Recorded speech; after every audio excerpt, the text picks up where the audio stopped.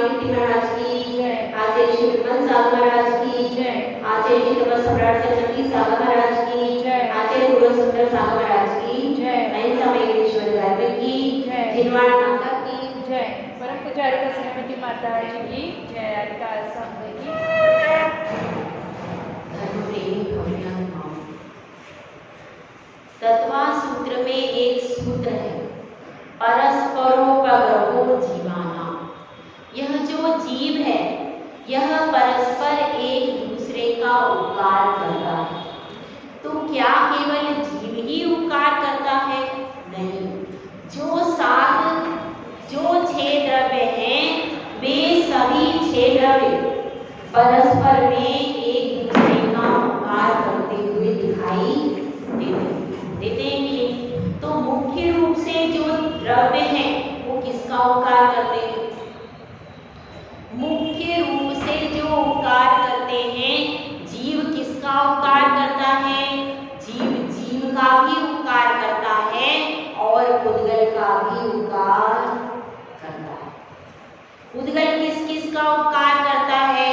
पुद्गल जीव का भी उपकार करता है और पुद्गल परस्पर में पुद्गल का भी उपकार करता है। और दूसरी चीज क्या है? जीव पुद्गल धर्म द्रव्य किसका उपकार करता है?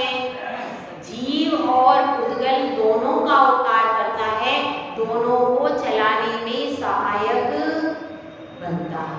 इस तरह से वह दोनों का उपकार करता है। और उसके बाद क्या है? जीव पुद्गल अधर्म द्रव्य किसका उपकार करता है? जीव और पुद्गल को ठहरने में निमित्त होता है, तो वह दोनों का उपकार करता है। धर्म अधर्म आकाश द्रव्य किसका उपकार करता है? भैया बताइए। 6 द्रव्यों को अवगाहन कौन देता है? स्वयं अपने आप को भी अवगाहन देता है आकाश द्रव्य। तो स्वयं अपने आप को भी अवगाहन देता है और अन्य 5 द्रव्यों को भी अवगाहन देने का कार्य कौन करता है? आकाश द्रव्य। तो जीव पुद्गल धर्म अधर्म आकाश। बताइए कौन सा द्रव्य बचा है? काल द्रव्य है, वह किसका उपकार करता है? उस काल के निमित्त से ही दिन रात होते हैं और घड़ी घंटा आदि जितना भी समय आप निकल रहा है वो किसके कारण निकल रहा है?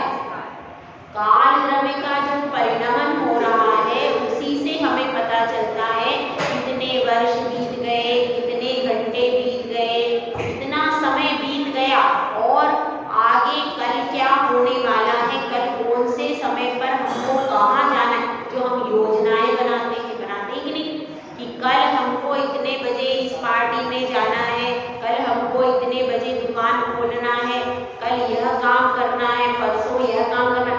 ऐसी जो हम योजनाएं बना लेते हैं वो किसकी मदद से? काल द्रव्य की मदद से। तो इस प्रकार से जीव और पुद्गल इनका दोनों का उपकार कौन कर रहा है? काल द्रव्य कर रहा है। ठीक है, लेकिन समय को जानने की शक्ति केवल जीव द्रव्य में ही है, पुद्गल में तो है ही नहीं। हालांकि समय बीतने पर जो यह टेबल दिखाई दे रही पुद्गल है कि नहीं? पुद्गल है यह टेबल, लेकिन ये टेबल ज्यादा से ज्यादा 10 साल 15 साल 20 साल के बाद इसकी लकड़ी में भी क्षरण होने लगता है। मकान की दीवारें हैं, मकान है, आपका यह मंदिर भी अभी जीर्णोद्धार वगैरह हुआ है, इसका सुना है मैंने, सही है गलत है? कुछ हुआ है इसमें कंस्ट्रक्शन वगैरह? तो ऐसा होता है, लेकिन जो मंदिर पुराने हो जाते हैं उनमें भी कुछ ना कुछ कंस्ट्रक्शन आदि कराया जाता है। ठीक है, तो इसलिए पुद्गल का भी काल द्रव्य के बीतने पर हर चीज में कुछ ना कुछ अंतर प्रकट हो जाता है और उसी काल के आधार पर अपन डिसाइड कर पाते हैं कि कोई वस्तु खरीदी है तो वह कब तक चलेगी। ठीक है ना? भोजन की सामग्री है, अगर सुबह हमने कोई भोजन दूध गर्म करके रखा है तो शाम तक वह दूध गर्मी में रहेगा क्या बिना फ्रिज के? उसको यदि आप फ्रिज में रखो अथवा ठंडे स्थान पर रखो तब ही वह शाम सही तरीके से, नहीं तो वह फट जाएगा या फिर खट्टा हो जाएगा। तो ये काल की मदद से हम सारी जो भोजन की मर्यादा आदि कर पाते हैं, किसकी मदद से? काल की मदद से। इस प्रकार से छहों द्रव्य एक दूसरे का उपकार करते हैं। ठीक है, जीव के लिए क्या बताया है? जीव किसका उपकार कर सकता है? जीव उद्गल का भी करता है और जीवों का भी उपकार करता है, उसका स्वभाव है। यदि वह परस्पर उपकार करता हुआ चलता है तो उसके अशुभ कर्म धीरे धीरे निर्जरा को प्राप्त हो जाते हैं। ये बहुत अच्छा है कि उपकार करना चाहिए, ऐसा भी कहते हैं। फिर उपकार करो, लेकिन उपकार करने के बाद अपेक्षाएं मत करो कि अगर मैंने किसी का उपकार किया है तो वह व्यक्ति मेरा उपकार करना चाहिए। अगर हम ऐसी अपेक्षा से उपकार करते हैं तो वह उपकार कभी भी फलीभूत नहीं हो पाता। आप तो सिर्फ उपकार कर दो उसका, तो उपकार करने के बाद फल मिलेगा कि नहीं? निश्चित तौर पर मिलेगा। जब हम गलत काम करते हैं, अशुभ कर्म करते हैं, पाप करते हैं, तो उसका भी फल मिलता है कि नहीं? मिलता है। कोई भी कर्म हमारा निष्फल जाता ही नहीं, हर कर्म का कोई ना कोई फल मिलता है। कोई भी कार्य निष्फल, इसीलिए केमिस्ट्री में एक सिद्धांत है, every action has a reaction. Every action has a reaction. कोई आपने किया कि यहाँ से यूं भी किया, इसका भी कोई ना कोई रिजल्ट, हाँ, आपके ज्ञान में नहीं आता। समझ में आ रही बात? आपके ज्ञान में नहीं आता, हम नहीं पकड़ पाते, पर इसका मतलब ये नहीं है कि कोई रिजल्ट नहीं। पर रिजल्ट तुरंत के तुरंत नहीं। अभी आपने किसी का उपकार किया है, किसी के घर में अच्छा किया है, किसी को रुपए दिए, किसी की सहायता की, कुछ किसी भी प्रकार से आपने किसी की सहायता की, तो और अपेक्षा भी नहीं रखी, वह कब आपकी सहायता कर दे कोई भरोसा नहीं। लेकिन सहायता करने पर आप अपेक्षा मत रखो। अगर आप अपेक्षा रखोगे तो क्या परेशानी आएगी? अपेक्षा रखोगे तो दुखी हो जाओगे, क्योंकि जरूरी नहीं है कि वही व्यक्ति आपकी सहायता करे। वह आपका शुभ कर्म हो गया, उस शुभ कर्म के कारण कोई भी व्यक्ति आकर के आपकी सहायता कर सकता है। अब देखिए, हमारी तरफ ही देखिए, साधु होते हैं, वो तो घर में ही उपकार करके आए कि नहीं?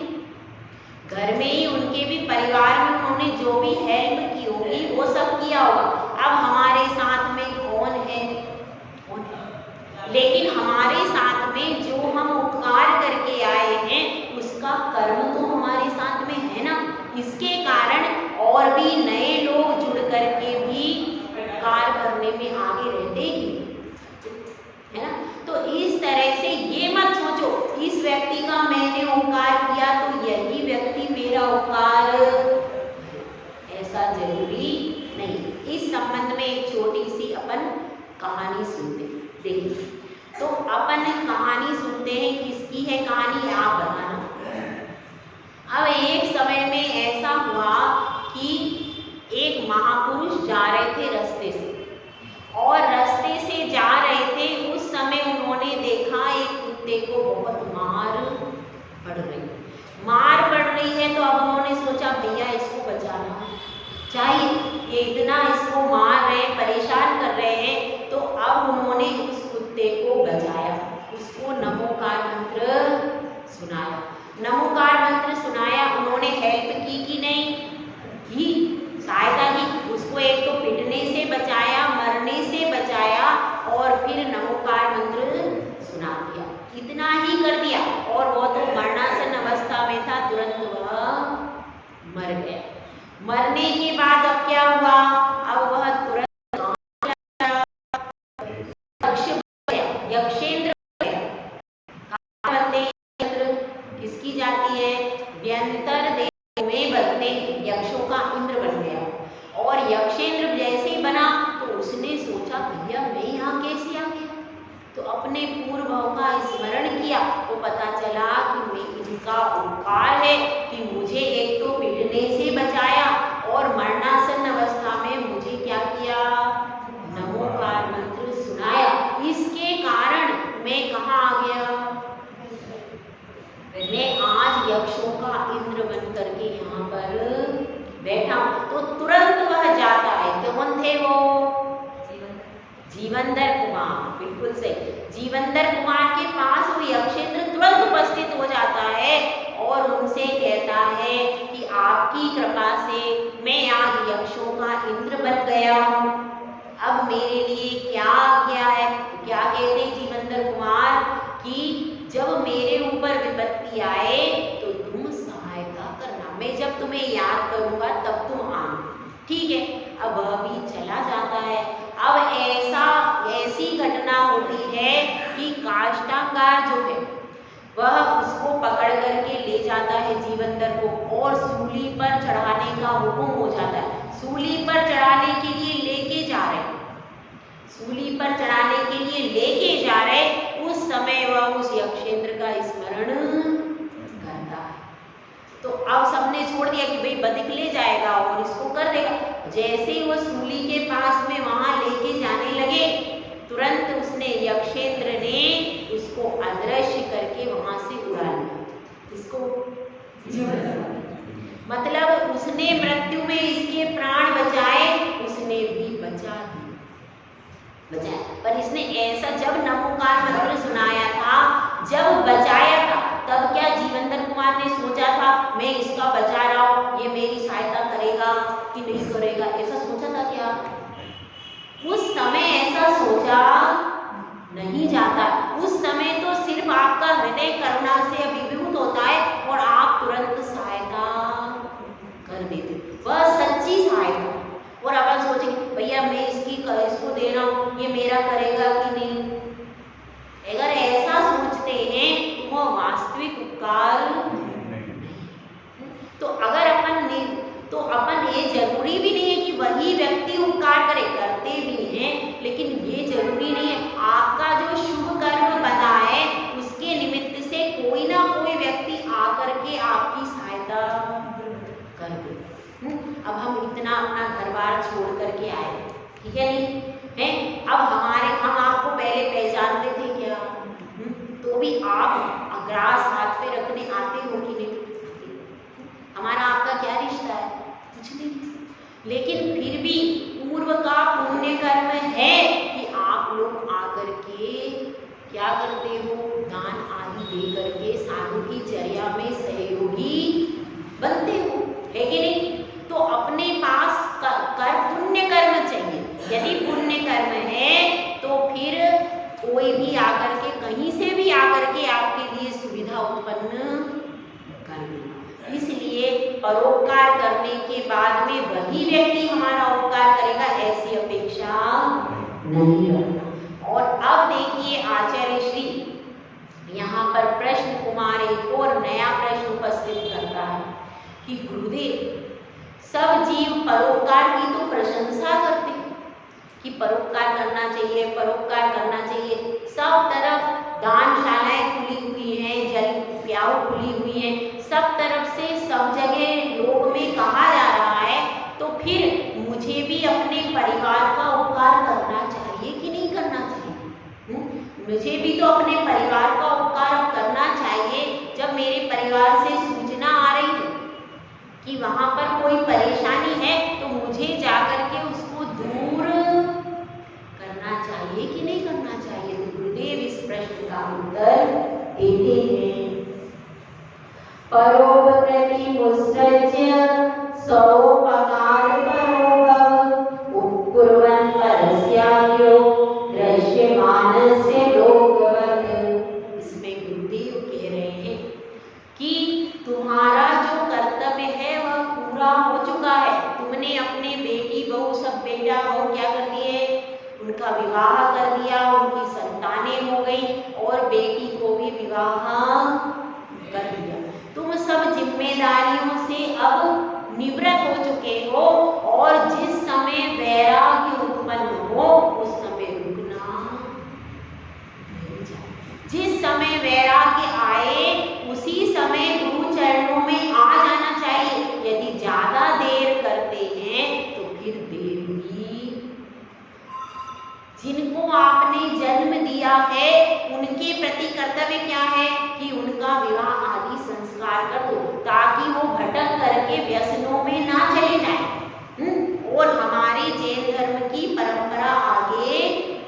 चलती रहे, ये आपका कर्तव्य। फिर विवाह की, फिर उनको अच्छी जगह विवाह कर दिया है, उनका अपना परिवार है, फिर जाकर के फिर आप उसमें उलझते हो तो अच्छा, वो धीरे धीरे सब अपने आप सेट हो जाएगा। तो फिर क्या करना चाहिए? अब तुम क्या करो? अब तुम परोपकार को मत करो, तुम्हें वैराग्य हो गया है तो फिर क्या करना चाहिए? स्वोपकार, अपना उपकार करो। अब समय ये नहीं है, अब 60-70 की उम्र हो गई, अब तुम परोपकार करते रहोगे तो अपना हित कब करोगे? आत्मा के लिए कब समय निकालोगे? तो इस समय किस चीज का है? स्वोपकार, अपना उपकार करने का समय। इस समय अपना उपकार करो। कुर्वन् परस्यासि, और पर व्यक्ति के प्रति कैसे हो जाओ? जैसे जानते ही नहीं हो। और दृश्य मानस से लोकवत्, जैसे समस्त दृश्य हमें दिखाई दे रहे हैं, लेकिन सबको देखते हुए भी, जानते हुए भी वह कैसे देखता है? जैसे पूरे विश्व को भी जिनेंद्र प्रभु देखते हैं, परंतु उसमें तटस्थ भाव से रहते। उसी प्रकार से अब तुम्हें वैराग्य हो गया है तो वसुधैव कुटुंबकम्, मतलब पूरी वसुधा ही तुम्हारा कुटुंब है। तो अपनी वैराग्य के मार्ग पर चलो। अब तुम पीछे मुड़ करके मत। अब तुम्हें वैराग्य हो गया है, तुम्हारी आयु भी अब बहुत कम है, तो अब तुम अगर पीछे मुड़ करके एक बार देख लिया तो तुम्हारे पैर जो आगे बढ़ गए ये वापिस आगे आएंगे, इसकी कोई गारंटी नहीं है। इसलिए जब आपके बच्चों का विवाह हो जाए उसके बाद में फिर ज़्यादा टाइम लगाना नहीं चाहिए। यदि आपको वैराग्य, यदि आपको मोक्ष के मार्ग पे आगे बढ़ना है तो जैसे ही विवाह आदि हो जाए उसके बाद थोड़ी देर उन्हें समझा बुझा करके जल्दी निकल आना चाहिए। यदि ज़्यादा समय लगाओगे तो आपकी आयु खत्म हो जाएगी, फिर अपन कुछ भी नहीं कर पाएंगे। तो इसी बात को यहाँ पर आचार्य